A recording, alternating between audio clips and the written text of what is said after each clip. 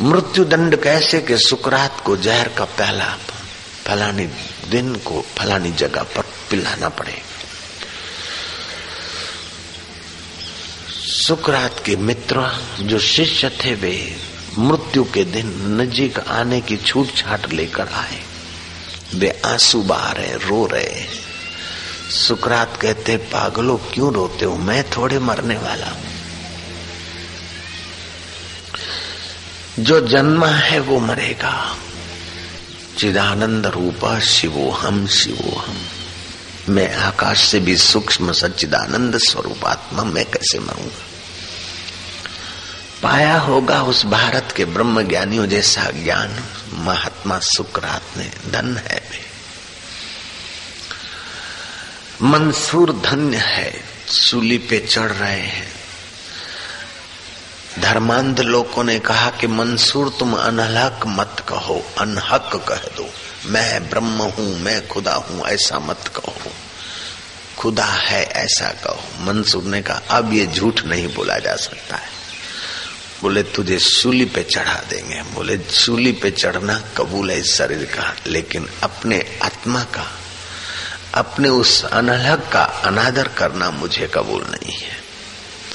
सत्य के लिए मिथ्या सूली पे चढ़ जाए तो हरकत नहीं, लेकिन मिथ्या के लिए सत्य को मैं सूली नहीं चढ़ाऊंगा। कैसा विमल विवेक। हम मंसूर को खूब खूब स्नेह करते हैं, प्रणाम भी करते हैं ऐसे महापुरुष को। जोर दिया मुल्ला मौलवियों ने, मजहबवादियों ने, नेरो माइंड के लोगों ने राजाओं को उकसाया। आखिर मंसूर के सिर पर फटकार दी गई शूली। शूली पे चढ़ाए मंसूर को कहते कि अभी भी तुम्हें मौका है, अगर जान बचाना चाहते हो तो अनहक न कहो, अनहक कह दो। बोले नहीं हो सकता है, अनहक अनहक। आवेशी द्वेषी विवेकहीन मूर्खों ने ऑर्डर कर दिया और मंसूर शूली पे चढ़े। शूली का अपना जो कुछ व्यवस्था था हुआ, और वो महापुरुष ने जाते जाते कहा कि अनहक, जिसको मौत मारती है वो मैं नहीं, मैं तो सत्य स्वरूप, खुद खुदा स्वरूप ब्रह्म हूं। सुकरात के शिष्य आंसू बहा रहे हैं। समय होने की तैयारी है, बज रहे हैं 5। सुकरात उठे, जहर घोलने वालों को बोला कि तुम समय देखो, टाइम हो गया है, इतना धीरे से घोलते हो तो कब दोगे तुम।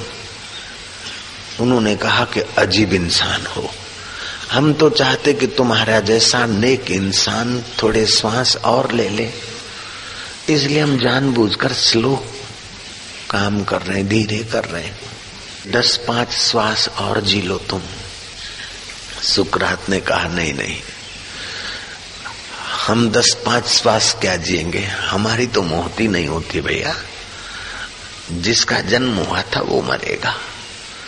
तुम अपना ड्यूटी करो, टाइम सर घोलो, जल्दी करो। नौकरों ने रगड़ ज्यादा जल्दी मारी, जहर का प्याला पिस लिया, तैयार कर लिया। सुकरात के हाथ में थमाया और सुकरात जैसे कोई पानी का गिलास पी रहे हैं या शरबत पी रहे हैं, ऐसे पी लिया। चीखने लगे मित्र, रोने लगे सेवक।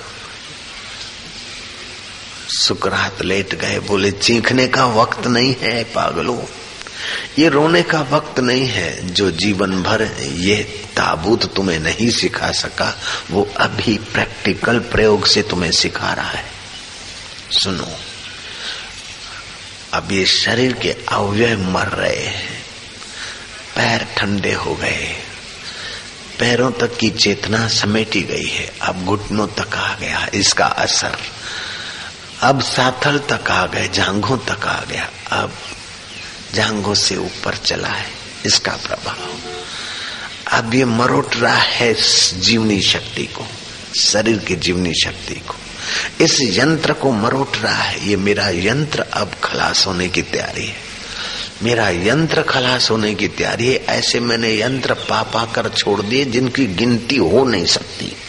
लाख 2 लाख करोड़ 2 करोड़ 5 करोड़ 50 करोड़ अरब खरब बोले, नहीं हो सकती गिनती। सृष्टि अनादिकाल से है तो माया भी अनादिकाल से है, प्रकृति अनादिकाल से है तो जीव भी अनादिकाल से है, ईश्वर भी अनादिकाल से, और ब्रह्म अनंत अनादि है। ये सारे अनादिकाल से चक्र चल रहे हैं। जो ब्रह्म को जानता है वो अनंत अनादि हो जाता है और बाकी के सब शांत हो जाते उसके।